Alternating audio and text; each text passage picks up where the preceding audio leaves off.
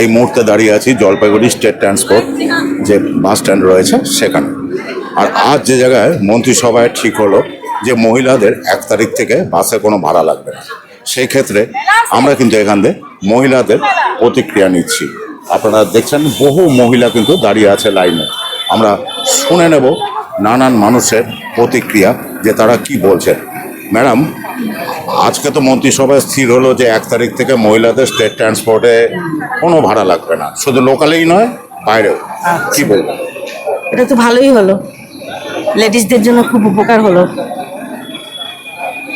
আপনি যে যাতায়াত করেন, আপনি কি আজকে এমনি যাচ্ছেন না রেগুলারই যাতায়াত? না, রেগুলারই। তাহলে আপনার তো অনেকটাই ফেয়ার কমে গেল না, বাস ভাড়াটা বেঁচে গেল। আপনারা দেখছেন আরও মহিলারা কিন্তু দাঁড়িয়ে রয়েছে, আমরা দেখাচ্ছি আপনাদের সামনে। তুমি তো স্কুলে পড়ো, এই যে ডিউটি করো, তা এই যে আজকে মন্ত্রিসভায় সিদ্ধান্ত হলো যে মহিলাদের 1 তারিখ থেকে স্টেট বাসে ভাড়া লাগবে না, কি বলবে সে জায়গায়? ভালো হয়েছে অনেকের জন্য, আর অনেকের জন্য হতে পারে যে অসুবিধাও হতে পারে, কারণ কি অনেকে ডিউটি করে যাদের বাইরে বাইরে যায়, অ্যাকচুয়ালি তাদের হচ্ছে ভাড়ার টিকিট লাগে, অনেক কিছুই লাগে। যারা কাজ করে বাইরে তাদের জন্য একটু অসুবিধা হবে, আর যারা দূরের জন্য, আমি শুনেছি এটা সিটির জন্য, এমনি তো এখানে লোকালের জন্য না। না না, টোটাল। আচ্ছা, তাহলে তো খুব ভালোই হবে। আপনারা কিন্তু দেখছেন যে এই কাউন্টারে, আমি টিকিট কাউন্টারে অনেক মহিলা কিন্তু দাঁড়িয়ে রয়েছে।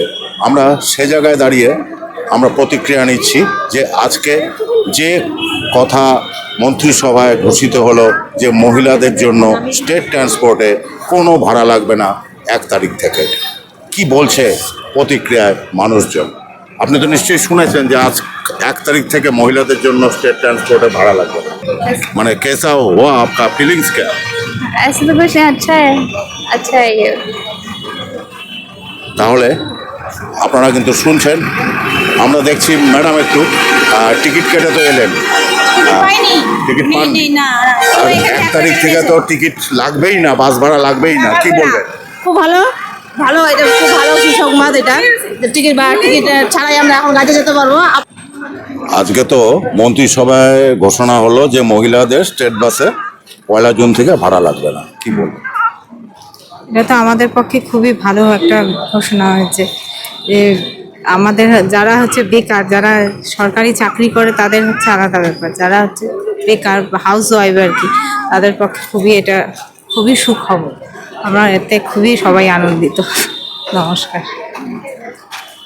আপনারা তো বোধহয় এখানে কোথাও কাজে আসছেন, তো আজকে তো মন্ত্রিসভায় ঘোষণা হলো যে মহিলাদের জন্য 1 তারিখ থেকে ভাড়া লাগবে। আমাদের তো খুব ভালো, আমরা স্টুডেন্ট হিসেবে এখানে যাতায়াত করি, আমাদের ক্লিনিক্যাল পোস্টিং চলছে, আমাদের ক্ষেত্রে তো খুব ভালো, খুব সুবিধা হয়েছে আমাদের। কারণ যেতে এত আসতে পরিমাণে আমাদের বাস ভাড়া লাগে, আমাদের তারপর বাড়িতে আলাদা খরচা আছে, আমাদের তো খুব সুবিধা হয়েছে, আমরা তো ওই জন্য খুব প্রাউড ফিল করছি।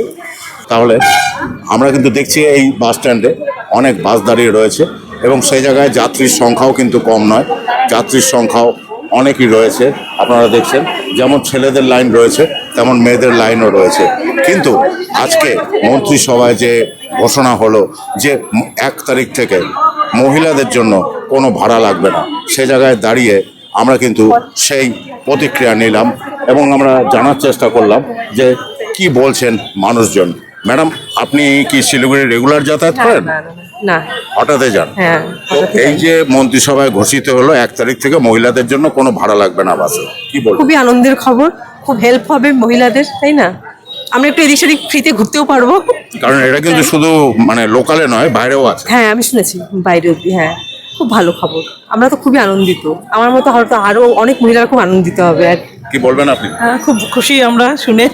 তাহলে আপনারা কিন্তু শুনলেন যে মহিলারা কিন্তু এই মুহূর্তে আনন্দ প্রকাশ করছেন, কারণ তারা কিন্তু বাসে ভ্রমণ করেন বা নানান কাজে বাসে যাতায়াত করতে হয়।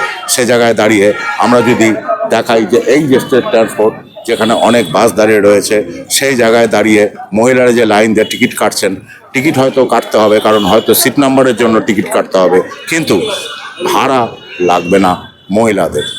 এটাই কিন্তু আজকে মন্ত্রিসভার বৈঠকে স্থির হয়েছে।